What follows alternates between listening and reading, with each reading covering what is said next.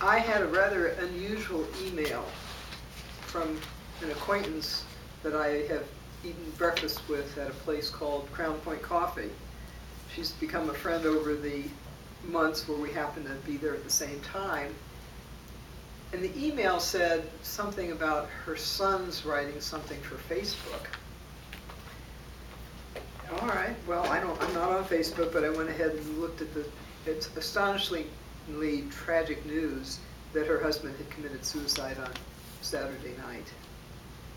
And I had a suspicion that her husband had some psychological issues, and oftentimes suicide is the mortality of such an issue. And at the same time, I felt more equipped than most people to be a support to her, because years earlier, I had the opportunity with two other women to create this book, which is Alone, Emotional, Legal, and Financial Help for the Widowed or Divorced Woman. And this was because I had created a program called the Widow to Widow program to help newly widowed people adjust. And certainly, no loss of a spouse is easy, but a loss of a spouse through suicide is particularly painful and traumatic. And much to my surprise, and I was really pleased because I had sent her an email, I told her I would be at Crown Point Coffee with a copy of this book for her. And I even quoted from a part of this book called The Recovery Guarantee. I quoted something that says, "Listen politely to friends, relatives, and neighbors giving advice. Note all the pressures that are being made on you, but resolve to make no major decisions unless they're absolutely necessary." Because sometimes due to the feeling of stress and pressure, people feel like if they did something, they would feel better, and it's just a normal grief process. So this is a book that was published in the conventional way that books used to be published, which is you got a literary agent, you had an idea, the literary agent found a publisher who paid to publish the book. Interestingly enough, this book was successful in the realm of published books, which when I tell you about it, doesn't seem that successful. The first time they published 5,000 copies. And the Library Journal reviewed it and said, this book is one of the best on the subject. So the printer printed another 7,000 copies.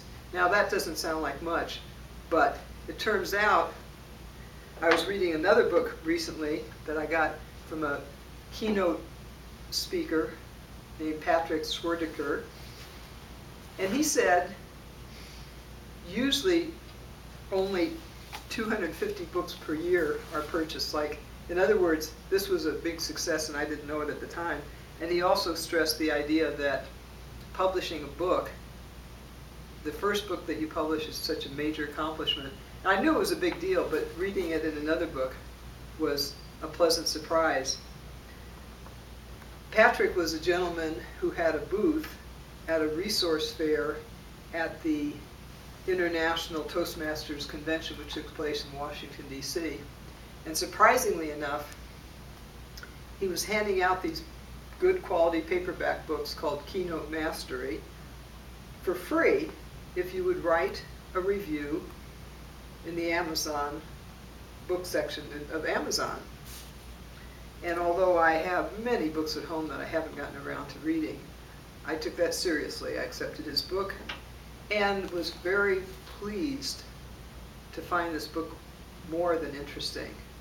The reason this book was more than interesting is not only has this person who now makes up to $10,000 per speech sharing his story, but giving a lot of insights to it. In other words, not only is it a book, but you can click on websites and see other aspects, so that it's not simply a book. There's places you can click on and produce your own worksheet. So it's more than just a book, and it's a book written by somebody who really came up a very difficult path because he wanted to be a keynote address speaker. And at the time, I know what a keynote address speaker is in general. It's when you're at a big event, and the keynote address is just a very good speech about something. But I didn't know at the time that there's also platform speakers that are more oriented towards the nuts and bolts and salesmanship of something, where a keynote address is more inspiring. So that made me think about other books that I've encountered over time. And I thought I would share a couple with you just briefly. This is an interesting book called Pogue's Basics Life. And what it is little tricks that you might not know how to give. For example, dry eraser marker can erase permanent marker, for example. Sometimes somebody accidentally writes up there with a permanent marker, and there's a way to get it erased. Or you have a water ring on furniture, or you're trying to figure out how to stop your garbage can from riding up with the bag. All sorts of amazing, simple, practical tips. I was so intrigued. I saw this being spoken about on morning television and actually sought it out, and just am fascinated that somebody would take the time to share such tips. But now here's a completely different book. This one is called The Miracle Book. And those of you who know what a photography buff I am know that this is actually a picture I took. And it's interesting. It's a sunset on a freeway, but you never know the context, but it is kind of a neat cover picture for this book. This book was written by people that were participating in a meditation group called Gateway. And it's different interesting stories of things turning out surprisingly well. Illnesses cured and good things happening. And anyway, this was a book that we as a community of meditators put together and then left for free in the waiting rooms of hospitals and emergency rooms. So this is a completely different type of book in terms of how it was published and how it was distributed than this book. But oftentimes people will say, oh, I should write a book, or I could write a book. Well, we're in a different era where it's much easier to write a book because of the, first of all, when we were laboring on this book, we had no word processing. It was just old-fashioned typewriters. We didn't have the internet. We didn't have the possibility of creating something digitally and distributing it without it being using a major printing operation. So what I'm telling you today is you can look at books in an entirely different way. For example, after I wrote the glowing review, which you will find for Keynote Mastery, I called the author and suggested that he needs to have an audio book, because now there's something called Audible where you can listen to books. And he said yes indeed, that he was interested in doing that and just hadn't gotten around to it. And it turns out that it takes about 10,000 words an hour if you're going to record a book. And there are people who make a living recording books. So we're in a really different world right now, and I think it's a very exciting world.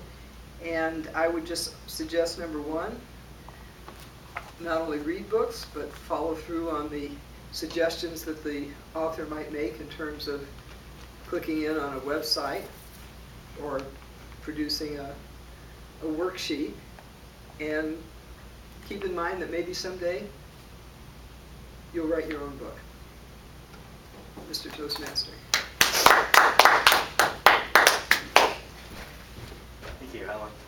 I'm going to run down and turn off my camera.